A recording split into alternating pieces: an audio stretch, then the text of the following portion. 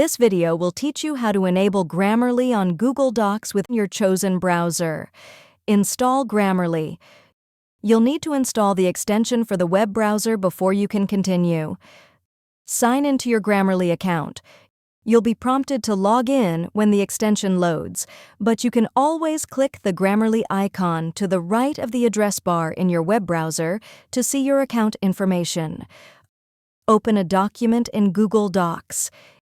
If you see the Grammarly icon in the lower right corner of the document, it's enabled.